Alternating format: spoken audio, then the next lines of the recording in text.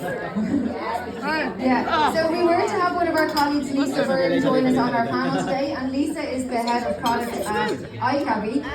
So Lisa has an extremely busy job and unfortunately has fallen ill, probably as a result of the job. But Lisa's team has grown to over 100 people under Lisa at the moment, delivering product and R&D. And she has recently been promoted to our deputy CTO. Unfortunately, she's unwell today, but she does pass on her apologies. And in place of Lisa, we have someone else who's also driving success in the Icabbi customer base, not through developing products, but by holding the hand of our customers. And she has some very big fans in the room too, because Carla, one of her customers, is only singing her praises. So I'd also like to invite Laura Richardson, who's the customer success manager for Icabbi, to join our panel today as well. Who else was Laura? Yeah, we just Laura. Yeah, and what do you want to give her?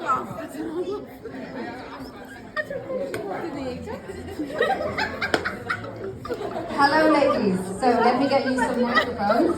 We will have to pass them. What are you putting in there? Sarah, is there another microphone?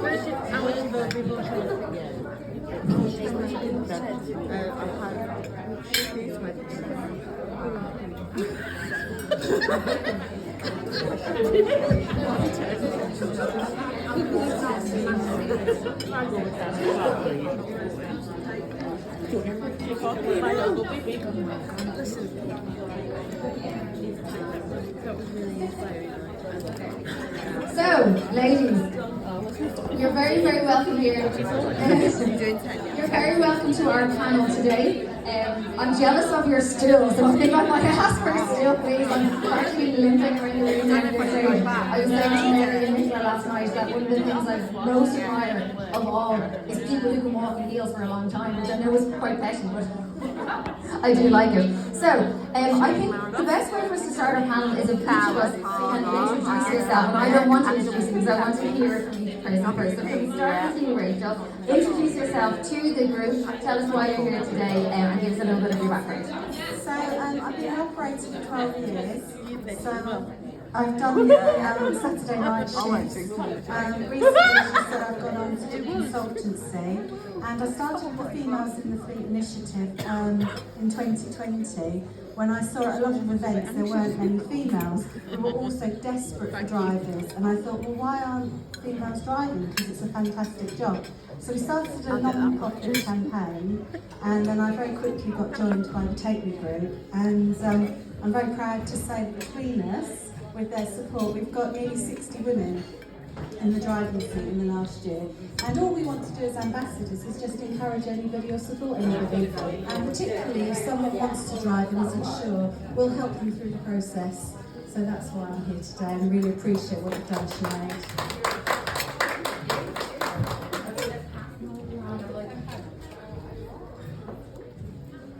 Hi, I'm Roxana and I'm the operator at Process Private Hire based in Halifax.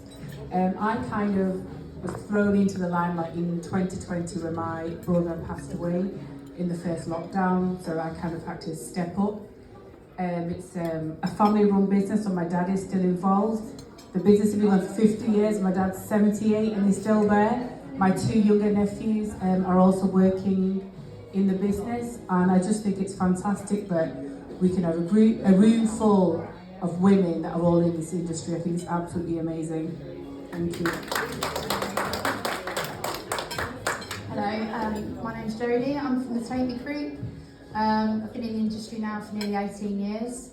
From a baby, really. Well, not quite a baby because I'm quite old, but I pretend it was.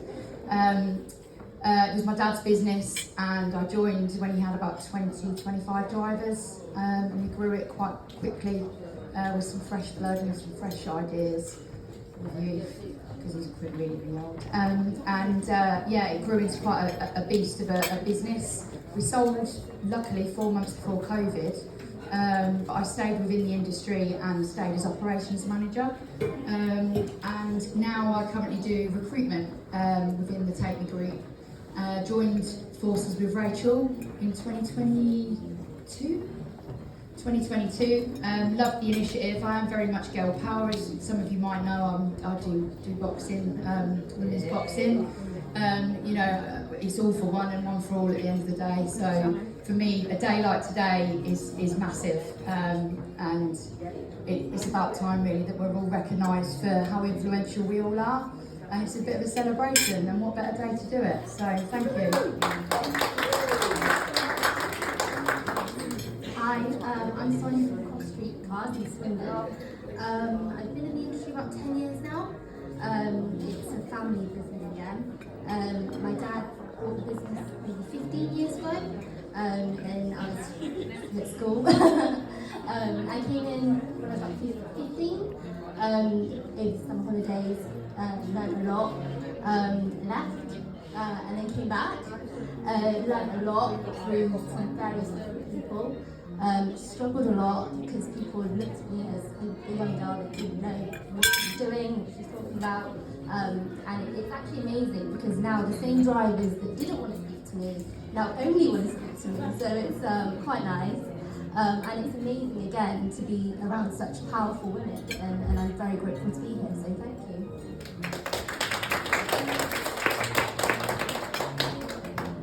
I'm Laura from Icabbi. I've been in this industry for 22 years.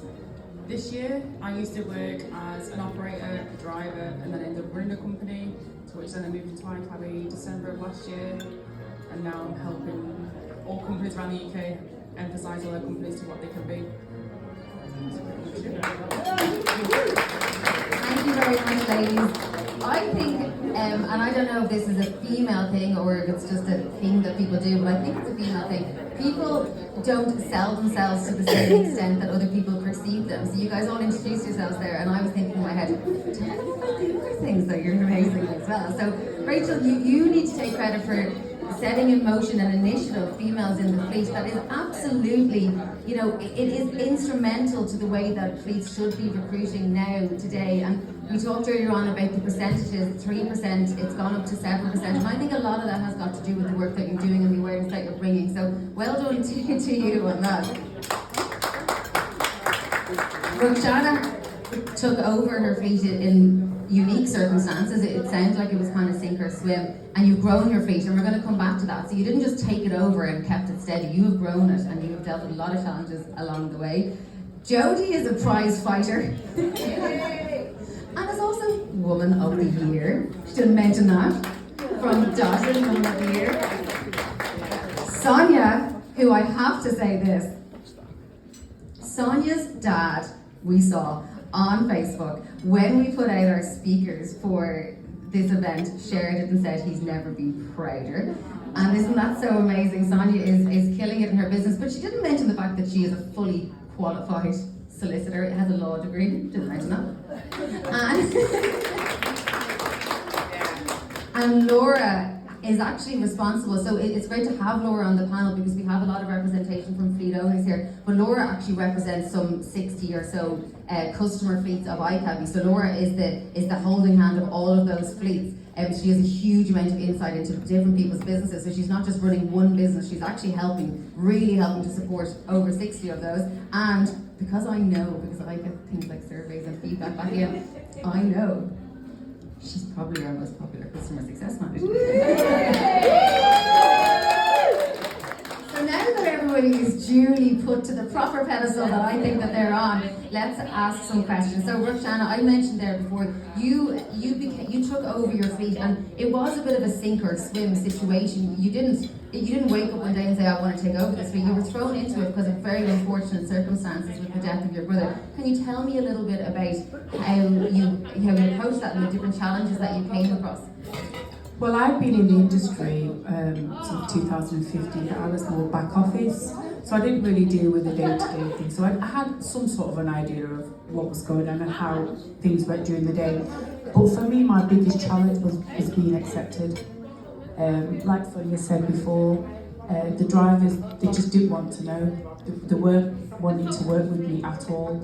It's like someone like, well, what does she know? And because I was Muslim, I was female, it was such a taboo subject, she's going into a male-dominated industry, how is she going to do it? No one's going to take it seriously.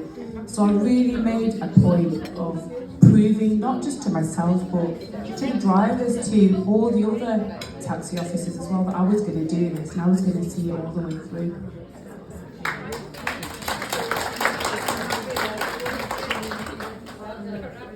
Well done. Well done me for finally getting to turn my mic back on. There's a lot of family businesses in the taxi industry. We're very aware of that. And there comes a time when the next generation needs to take over. And I think that's your situation, Sonia. And you're very young to be so in charge of your kind of business. Can you talk a little bit through your decision to take over your fleet and the challenges that you've come across? My biggest challenge is being taken seriously. A lot of people look at me and think, oh, she's just a child, she doesn't know what she's talking about. Again, going back to what Roxana said, being from an Asian background, people have actually said to me, oh, this must be inheritance. Why would you want to be in this industry? But I'm actually in this industry through choice, not because I was forced. I've never been forced to be in this industry. I've never been told you must follow the suit. I'm here because I enjoy it, believe it or not. And yes, that's my biggest challenge, is being taken seriously and trying to move forward with the times as well. And I think Icabbi helps a lot with that. If that was your challenge, being taken seriously, how did you address that? How did you then say, here's how you're taken seriously? What have you done to achieve that? It wasn't easy. There was like days where I was like, oh, I think I'm done, I can't do this. But I had very strong people around me, and they said, no, you must speak to that driver. They must take you seriously. Instead of saying, oh, can you deal with that? It was, no, you go in there and you deal with it, and you tell them that this is it, and you must speak to me, and I will help you. And I think those same drivers that, like I said earlier, that didn't want to speak to me and didn't think that I could help them, now do come to me for help. So yeah. We've brought a community together of Sarah wants to clap after every single person that speaks, which is wonderful because everyone's amazing.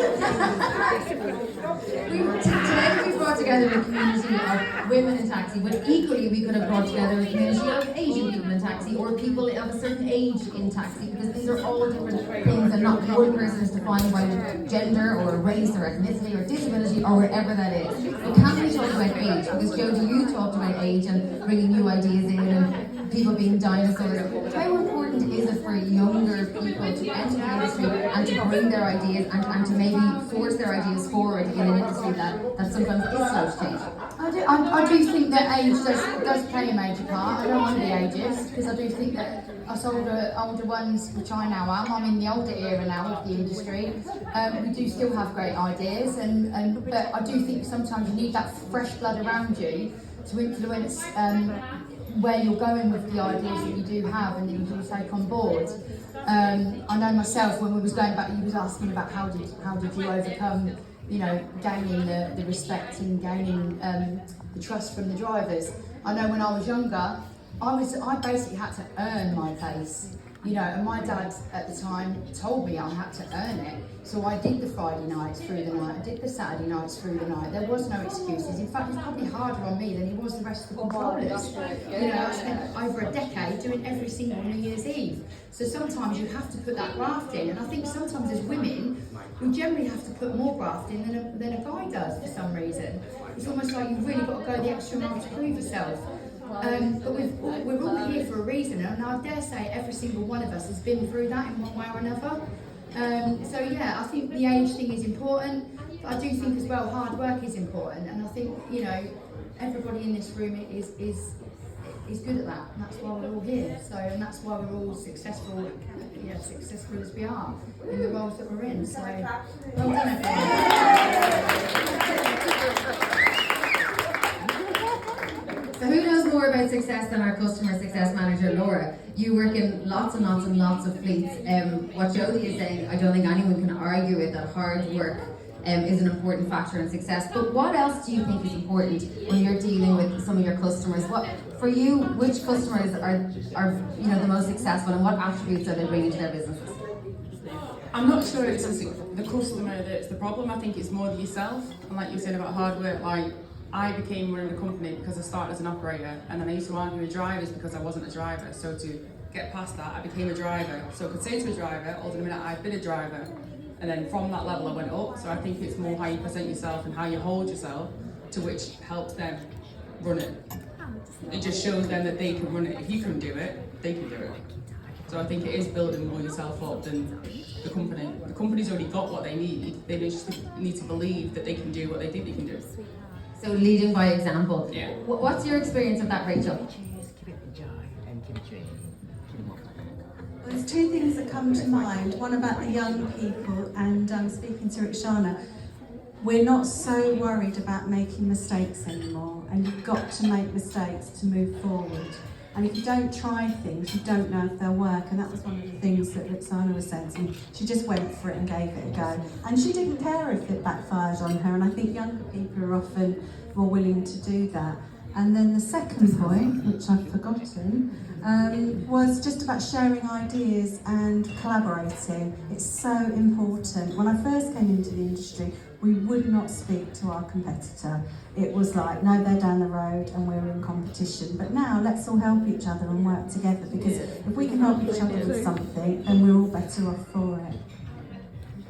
I totally agree with that, and I think something like this is exactly how that collaboration can start, like bringing people together who are close by, far away, and bringing a community together to share, because we're kind of all in the same boat. That's certainly the ethos behind the Taxi Alliance, which is bringing that whole network of taxis all over the country together, and it really is about sharing knowledge, because if someone is doing it well, you can do it well too, and then you can collaborate and you can both be doing it very well. So a rising tide lifts all ships, as they say. So I do love that piece about collaboration. Roxana, when we spoke previously, you did speak a lot about trial by error, making mistakes, and actually embracing mistakes, because when you embrace failure, you quickly succeed. You learn to quit what's not working. You learn to just jump on what is working. Can you give us some examples of how you've done that in your business? Because I know you came up against some challenges. People say, what the are you doing trying that out? And you said, you know what? Maybe it won't work, but if it does, it'll be brilliant. And if it doesn't, so what? I learned. So can you give us some examples of that? Absolutely. So we did the paying car, and as soon as we were discussing about it, it's like I don't know if it's all drivers, but my drivers don't like change. They're so set in their way. It's working. Don't change it. It works. There's nothing wrong with it. But again, you've got to keep moving. You've got to be doing. You seem to be doing things differently. So we did the in-car payments. So there was no card machines or anything. So this was like the next thing, like the links and stuff were being sent through, and they were like, "Oh, it's not going to work." No, it's not going to work. People don't like that. They don't like it. And I was like, well, if it works, it works. It'll be brilliant. If it doesn't, it doesn't. We'll just sack that off and we'll start again. We'll go back to the drawing board. Started it off, we had a few teething problems, but it was more the training wasn't given correctly, I think, as opposed to the whole concept behind it. So we trialled it out with just a few drivers, because we knew the only way it was going to work is if they get the feedback from the drivers. Whereas if I had gone and said it's going to work, they'd be like, oh yeah, she will say that it's going to work because she's thought of it and she wants to put it in. So we started off with putting it to certain drivers, and once they started saying, oh, it does actually work, I'd get on there, go into the office and ask them that you want to be put on the list as well. And that's how we started things. And I always say with crosses, we're like the guinea pig. As soon as we don't do something and it works, all the other taxi firms will start doing it as well. Or I'm happy, I don't mind, I'll go first at anything. And Rachel, I like your comment when you said the young ones, you were saying that to me, weren't you? I like that one. Yeah, I like that comment, the young ones. We need a definition of these young ones. Now that I've turned 40, I'm just really not sure where I sit. Can we talk a little bit about driver recruitment? We've got some very in-the-know people on the panel. Driver recruitment is a big problem across the board. How is it still as large an issue as it was 2 years ago coming out of COVID, or has some of that been remedied? And maybe Laura, you could speak to that a little bit. What is the situation? I would say it's still exactly the same. Every single company I go to is more in demand than they've got drivers. There isn't a company in the UK that I visited in the past year that has said they've got more drivers than work anywhere. No one's back to. You need to come and see us, Laura. She needs to come and see us. Yeah.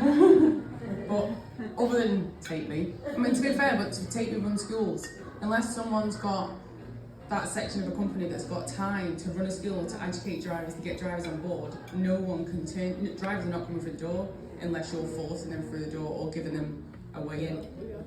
Nowhere. So I have got a way in. So generally speaking, I generally now go for completely new people to the industry. I'm not interested really in the ones that bounce from company to company, you know, the bad apples that can't settle and the ones that speaks to customers like rubbish. I was going to say something else there. So I'm not interested in them. I want new people that have got new ideas, that want to share those ideas with us and help build our business. They're not just drivers, these are people of our future. So I generally go for brand new people, and I literally hold their hand from the moment they express an interest in coming to work in the taxi industry to the moment they're behind that wheel or into a management position. And I do that by helping them with the licence. I am the go-to, kind of make it so much so that there's no other real point in looking anywhere else. And my success rate is massive, and it's just about treating people as people. They're humans, they've all got families at home, they've all got commitments at home and financial responsibilities, and not just driver numbers on a screen that might complete X amount of jobs on a day. They're not stats, they're people. And that ethos has carried me forward in the last sort of 18 months. And I'm the highest recruiter in the take industry, in the take. Of course you are. But I am, because you know, I am a people person, and it's important to make sure people feel valued, whether they're women or men. You know, it doesn't matter. At the end of the day, if they're good for it, and you know that they'd represent your company well, invest the time in them and help them through. It's you know, it's a bit of a minefield. If you don't know the industry, you don't know anything about how to get a license to be a driver, it is a minefield. You know, there's so many different routes to take, but just having that little bit of guidance, that's all you need to do. Just invest a little bit of time. We spoke earlier, and Mary certainly brought it up about women entering the industry. We talked about how the percentage has gone from 3% to 7%, which is great because it's gone up, but it's still a very small percentage. Rachel, what has prevented women entering the industry as drivers? Both Mary and I agree, it's not the women themselves, it's their families who think it's not a safe place to be. It's friends who think it's not a job for a woman, or everybody thinks Friday night dinner with drunkards. So I know Jodie's been great in even helping people that are not working with her, just supporting them with the operator of their choice in saying that I can make sure you don't get this job or you don't get this sort of work. So it's about, if you can't see it, you can't do it. So it's demonstrating that it's a great place to work, highly flexible, well paid, and we will support, as females in the fleet and any ambassadors that want to join us, any females that want to join us, to make them feel safe and secure and reassure their families. And I know Mary has the same sort of mentoring programme so that families can be reassured it is a great place to work. And if it's not safe for women, it's not safe for men. So those things need to be addressed. So we're not feminists, but we're just saying if women won't work in the industry because of these reasons, then the industry has to change. I think what you said there is correct. If it's not safe for women, it's not safe for men. So safety as a topic for everybody is very important. Laura, what do you see that fleets are doing to help safety across their driver base, and what has Icabbi even done to help that? There's a lot of things in the system that obviously labels out where drivers are all the time, tracks GPS regardless if they're online, at the time, you know, past, it tracks everything. But in the respect of the comment about women, when I've drove in the past, the industry approaches a woman different if she's a driver. And if anything, women can get away with a lot more than the male can. You know, they get in the car and they're like, oh, sorry, I didn't realise it was a female. And if anything, they're more safer than the men. It's crazy, but if anything, the industry in the back end, the families approach them different and make them feel unsafe regardless before they got in the taxi. So that's the main blocker, not the women and not the industry itself. It's the people in the back end. It is the perception. It is massively. But the Icabbi system tracks everything. The same as majority would, but we were talking about pre-booking bidding before, and when we say about pre-aligning ladies on school runs and stuff like that, so the Icabbi system just brought out pre-booking bidding where they can line up their work. You know, if they've got a certain vehicle type, they can go in all the vehicle types and pre-bid for however many hours in advance. They can set their own day out before they've even started working. So there's a lot of things, and Google is going to bring a lot more along with it, but there's already functions that are available there which you're obviously already aware of. But like you say, it's not the industry, it's not the females coming in, it's everyone that's holding them back before they even get in the door is the problem. It's So how do you go about recruiting female drivers? And I think, you know, female drivers should always have been encouraged into the industry, but it became particularly apparent that this was a group that hadn't been targeted by advertising and by marketing during COVID, because obviously people were scrambling to try and find replacements to people who had retired out of the industry, who had moved on into different areas, and suddenly females became an obvious kind of group to go to. How do you get to those women, and what's the message that you send into them? And I think, Rachel, you're probably the best person to answer that. Yeah, so my daughter's just becoming a pilot, and they've got the thing, there's only 6% of women pilots, and their theme is, if you can't see it, you can't do it. So we need to demonstrate it, we need to be much more vocal. And I know what Take Me do is they go to DWP and they present to women who may not have thought of it. And then through mentoring schemes, we'll support them. And then Mary runs the school, and again, great number of women dressed in their pink with their cars that are branded. People are beginning to see this. And it's drivers that will get you drivers. So if you're looking after your drivers, they will bring more drivers in. So it starts at the very bottom, and it works. Sonia, you've grown your fleet over the past year or two, and you've also grown the number of women in your fleet. Can you talk a little bit about that and tell me what you did, what initiatives you brought in to support that? I think, like these guys have said, to be a taxi driver is very stereotyped. They think of drunk people on a Saturday night, they think of the general public, but they don't think of things like school runs. And you might have, so we have quite a few accounts where we take regular people to meetings and airports and things like that. So we've really pushed that forward, and that's encouraged women, I think, to come forward, because they will 9 times out of 10 have the same customers in their cars. They obviously have the general private day-to-day work as well, but they have their regular customers and their regular children's school runs and things like that, and that's something that I think people don't see. It's not very visible to them, to the general public. Absolutely, and school runs is becoming a more important side of your business for sure. And Hannah will kill me. Hannah is one of our Icabbi team sitting at the back there, and we do have a new product that actually supports school runs and other new verticals in the sector coming out very soon, called Move AI, which I think I'd spoken to you about, Sonia, before. But it's a product that specifically looks at school runs, community work, NHS work, and medical transportation contracts, which is able to give the driver that pre-planned rota, that whole day, shared trips, multiple different passengers in one trip, which is perfect for a driver, male or female, who really wants to feel like they understand who these people are in their car, and that their whole day mapped out and nothing can surprise them. Is that something that you, as a business owner, are going to move more towards in terms of trying to grow your business into diversified areas, into new verticals?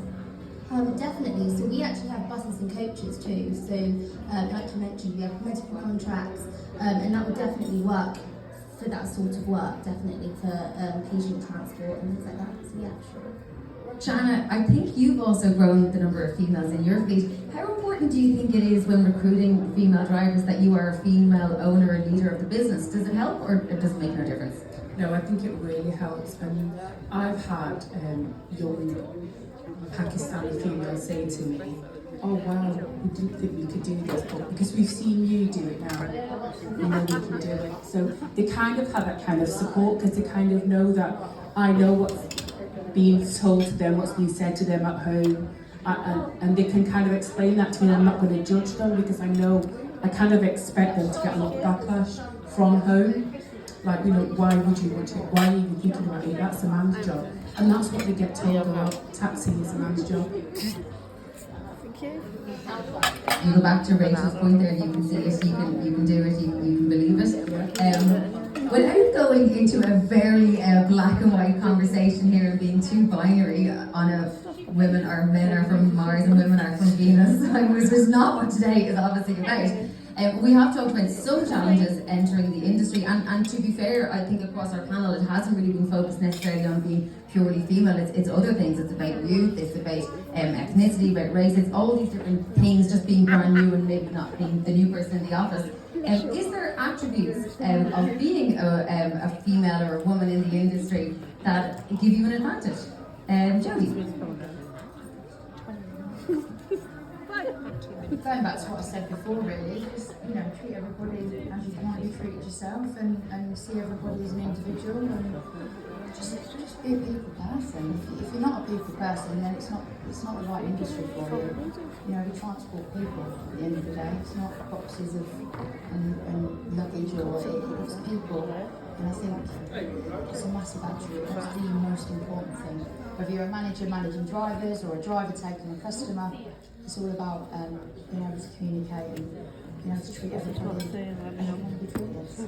So. Very good. So I've got a couple more questions, but I will say maybe it's time to take some questions from the audience. So we might take a microphone off one of the ladies who was passing it along. And if anybody has a question, you might raise your hand, and Sarah can come to you and let us know if you've got something. And it doesn't have to be a question. It might be something that you want to share. But I'm going to throw a controversial question out there now, because I already went there and did the whole men are from Mars and women are from Venus, even though I took it back straight away and didn't really want it to go where it went. So I am going to ask the question that some people may have